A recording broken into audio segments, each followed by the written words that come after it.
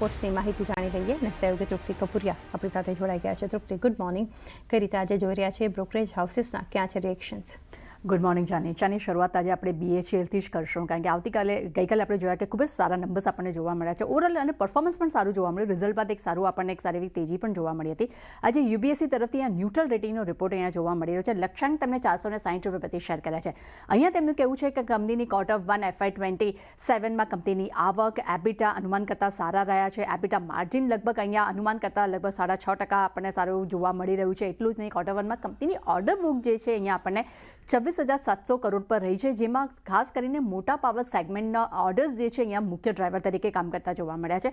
પરંતુ સામે power revenue વાર્ષિક ધોરણે અહીંયા 52% વધી છે, જ્યારે એબિટ માર્જિન જે છે અહીંયા લગભગ આપણને 9.5% વધતા જોવા મળી રહ્યા છે. ઇન્ડસ્ટ્રીયલ ઓર્ડર્સની વાત કરશું, ત્યાં આપણને એક શાર્પ ડિક્લાઇન નંબર આપણે કાઉન્ટ કરી રહ્યા છે. વાર્ષિક ધોરણે 70% ઘટીને અહીંયા 1700 કરોડ પર આવ્યા છે. પરંતુ સામે આવક જે છે તે 12% વધી છે. અહીંયા નફા માર્જિન પર નજર કરશું તો ત્યાં એક ઘટાડો જોવા મળી રહ્યો છે. GTG માટે અહીંયા 2300 કરોડના હાલમાં જે ઓર્ડર્સ મળ્યા જે છે તે એક્સપોર્ટ ઓર્ડરમાં સૌથી મોટો ઓર્ડર અહીંયા મળતો જોવા મળી રહ્યો છે. પરંતુ સારા પાવર માર્જિનને કારણે કરીને ગ્રોસ માર્જિનમાં પણ એક સારો ગ્રોથ જોવા મળી રહ્યો છે. પરંતુ ત્રિમાસિક આધાર પર ત્યાં 366 બેસિસ પોઈન્ટનો ઘટાડો પણ આવ્યો છે.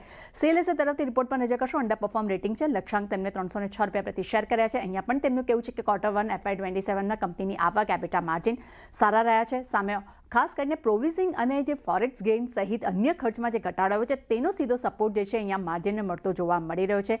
એનર્જી, સિક્યોરિટીઝ અને થીમ્સને કારણે કરીને ટૂંકા ગાળામાં તેજી જોવા મળી રહી છે. પરંતુ ખાસ કરીને થર્મલ ઇક્વિપમેન્ટ ક્ષેત્રમાં ચીનની કંપનીઓ જે છે તે L&T અને થર્મેક્સની સરખામણીએ ખૂબ જ વધી રહી છે. આ કારણસર આપણને અહીંયા એક થોડુંક નેગેટિવ રિપોર્ટ જોવા મળી રહ્યો છે. પોલીકેપ પર નજર કરશું. જેફરીઝ તરફથી ખરીદારીની સલાહ સાથે લક્ષ્યાંક તેમને 11,100 રૂપિયા પ્રતિ શેર કર્યા છે.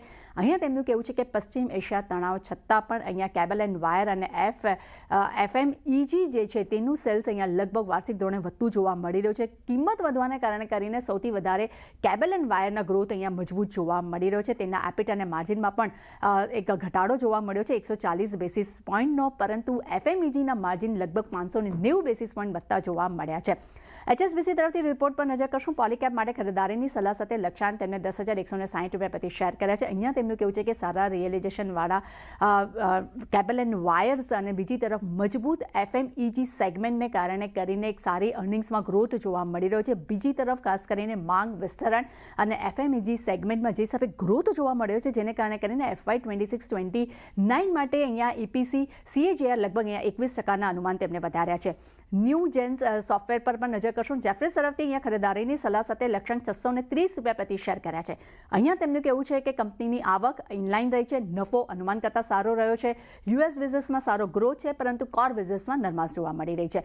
અને છેલ્લે નજર કરશું ITC હોટલ્સ પર. નોમુરા તરફથી ખરીદારીની સલાહ જોવા મળી રહી છે. લક્ષ્યાંક તેમને 195 રૂપિયા પ્રતિ શેર કર્યા છે. અહીંયા તેમનું કહેવું છે ભારે ઉતાર ચઢાવ છતાં પણ કંપનીનું પરફોર્મન્સ અહીંયા સારું રહ્યું છે. 2031 સુધીમાં લગભગ 22,000 કીઝના લક્ષ્ય રાખી રહ્યા છે, જે હાલમાં 14,300 કીઝ છે.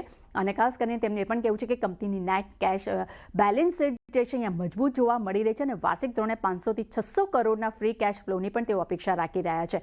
એટલે ઓવરઓલ એક પોઝિટિવ બ્રોકરેજ રિપોર્ટ અહીંયા ITC હોટલ્સ માટે પણ જોવા મળી રહ્યો છે. એટલે ચાની દરેક પર એક સારી એવી એક્શન આપણને આજે દિવસ દરમિયાન જોવા મળી શકે છે. જી તૃપ્તિ, આભાર આપનો આ સમગ્ર બ્રોકરેજ રિપોર્ટ્સ માટે.